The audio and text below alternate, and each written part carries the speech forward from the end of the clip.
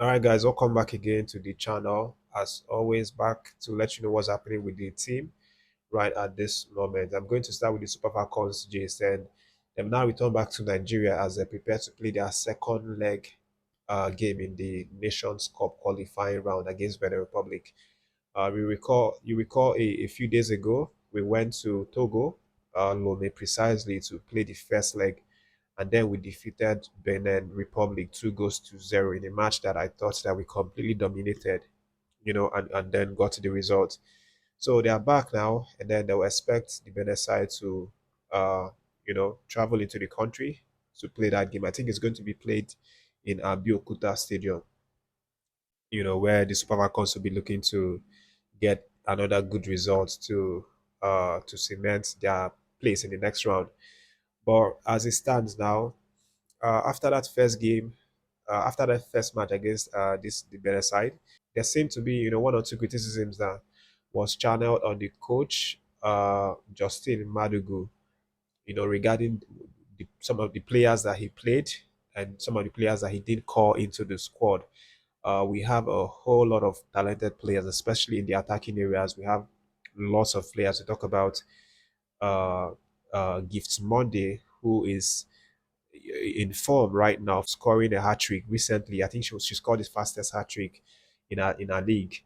And not just her, we have a couple of other players as well who didn't make that list. And the coach received a fair amount of criticisms for leaving out these players, but he has come out to clarify some issues, about the reason why he left these players, just so that everybody will know what's happening, and then they will know that it's not like he's having beef with these players or anything like that, but it's just based on, tactical reason or some other thing.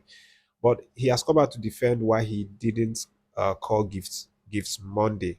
And in his word, he said, "I have no issue at all with Gifts. She's very much part of my plans and will surely play her part in our quest for global success. However, we currently have very strong competition for the forward position, considering the incredible form of players like Esther Okoronkwo and Chiwendu Ihezuo, and even Joy Omenwa, who, despite scoring plenty of goals last season as Denmark's top scorer, had to wait for a long time before getting her chance." That's what he has said concerning Gifts Monday. But he also, gave out comment to explain himself why he left out a couple of other stars who we thought could have made the list. But from his words now, he's saying that he still has these girls in his plans, he still has them in his plans in terms of like going forward and playing in major tournaments in the future. So there's no bad blood between he and these people that he left out. It's just that the squad is too big, and the players are in form right now. They are way too much, and he cannot possibly go ahead with all of them, because of the limited space. But we'll see what happens. Their game comes up on Tuesday, which is on the 28th. That's the return leg versus Benin Republic. And preparation has already started regarding that one in the Abeokuta venue. But let's move on, guys, and talk about another interesting uh, thing that Coach Eric Shell has now let the public know in terms of new players or new potential Super Eagles players that uh, he has been getting alerted on.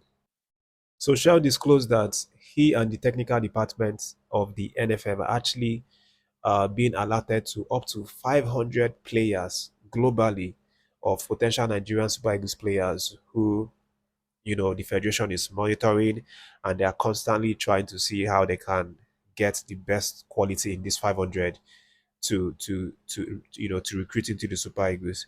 But Shell also disclosed that among these 500, that it's just about 80 players or so who are being looked at every week, by this technical committee, uh, for the possibility of joining the Super Eagles. And why they've cut down this 500 to as low as 80 and have been studying this 80 is because of a number of things, that they are looking for in these players. Talk about quality, talk about suitability, talk about the possibility to actually uh, get these players, the doability of it to get these players to represent us. So this is the criteria or some of the criteria that they are using uh, to observe these players. And it's actually quite overwhelming. If you look at the numbers, 500 players currently on NFS and Coach Eric Shell's radar, for the Super Eagles potential inclusion is just a lot of players, for you to even consider. But at the end of the day, Shell said that these players will not be able to break into the team, or they will not get the call up unless they show a high level of quality or a high level of readiness that maybe even surpasses the quality of the players that he already has on ground. That is the players that he already calls in, who have made their call ups, and the players that are likely to keep making call ups. He says that for you to push anyone out of the list, you have to show a lot of quality to be considered. This is part of what Coach Eric Shaw has said in his recent interview. And just to relate it in his own words, Coach Eric Shell said, I receive a lot of messages about new Nigerian players for potential call ups to the national team. So sometimes I watch the players that people send me and I analyze them. The technical staff review about 500 Nigerian players around the world, and we follow 80 players every week. It is difficult to try something new at this time. African football is difficult to consider bringing in an European-born players who have not experienced African football before. Currently, we have 25 forwards, and new player must be better than these 25 players before we can consider giving them a chance to play for Nigeria. We are looking for a better time to bring in new talent. Perhaps we'll add one or two players by November, but we will decide after further evaluation. So that's what Coach Eric Sher has now said regarding this. And I mean, you can just know that this man is ready to work. He's very serious about this job as the Super Eagles head coach. And to be honest, I don't even I can't even understand why some people are calling for him to be sacked. Because this man is working. He's doing everything he can to improve the team. He's even now said something about trying to bring in one or two new players in November window for the playoffs. If after evaluation, if it seems right to do so, then they're going to do it.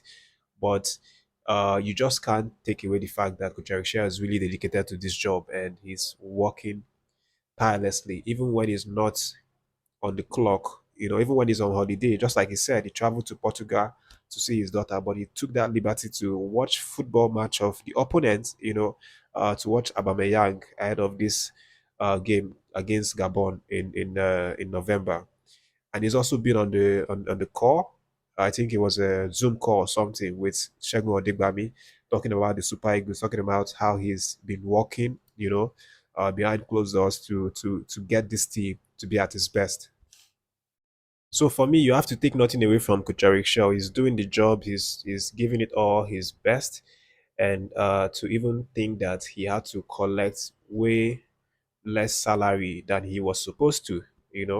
NFF actually came out to say that. I think it was the chairman of National Sports Commission that said it. He said that Coach Shaw collected a relatively lower amount of salary. He agreed to it because he didn't want money to be the factor. He wanted to actually come and work, and get results for Nigeria. So that's the updates for now. Of course, I'd like to hear a reaction in the comment section. Tell me what you think about any of the stories, particularly with Coach Eric Shell's work so far with the Super Eagles. Are you impressed by his work, or do you think that he hasn't done enough, so far?